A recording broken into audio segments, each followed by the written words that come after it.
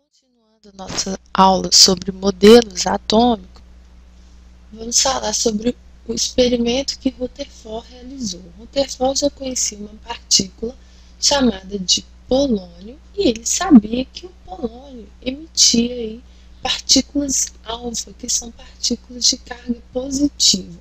Ele isolou o polônio aí dentro de um recipiente, de um bloco de chumbo.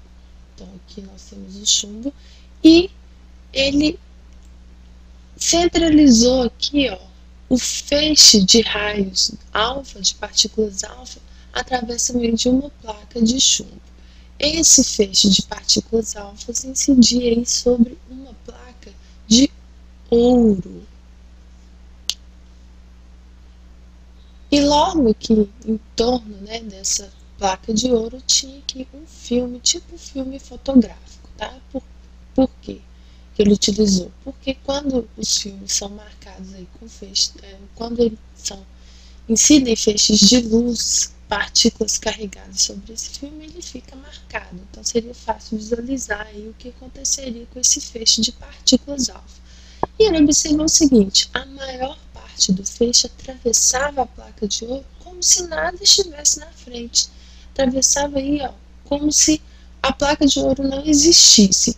Então, primeiramente, o Rutherford teve que concluir que, diferente do que Dalton e Thomson pensavam, os átomos não estavam assim sobrepostos, muito próximos uns dos outros, que existiam aí grandes espaços vazios na organização dos materiais. Então, os átomos estavam ou mais afastados ou existia aí no próprio átomo uma grande quantidade de espaço vazio.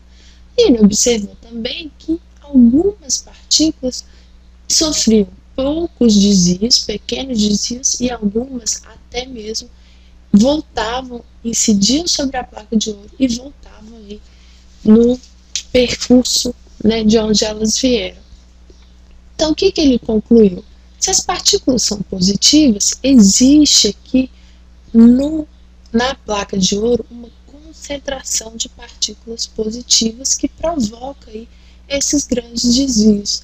Daí Rutherford concluiu que o átomo então possuía um núcleo de partículas positivas. Então a definição de núcleo veio através do modelo de Rutherford. Daí surgiu outra pergunta: se existe um núcleo positivo, como a placa de ouro pode ser neutra? Lembrando aí que ser neutro é cargas positivas em mesmo número que as cargas negativas. Então, uma neutraliza a outra. Então, como que a placa pode ser neutra?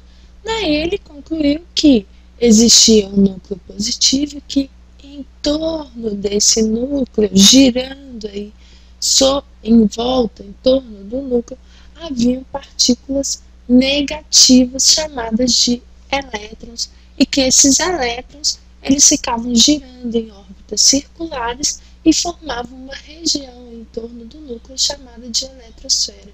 Então aqui, ó, através de Rutherford também foi inserido aí o termo elétrons, que eram aí as cargas negativas que neutralizavam o núcleo positivo. Esse modelo atômico, né, ele pode ser desenhado aí como um sistema solar, né, que tem o Sol no centro, que no caso o Sol seria o núcleo positivo, e girando aí em torno desse centro existem aí órbitas, né, girando em órbitas circulares, as partículas negativas, que são os elétrons, ok? Na nossa terceira e última aula sobre os modelos atômicos, eu vou então falar sobre o experimento de Bohr, sobre a contribuição de Bohr para a complementação desse modelo atômico aqui, que é o modelo atômico aceito hoje pelos cientistas, ok? Então, bons estudos e fiquem aí para assistir a próxima aula.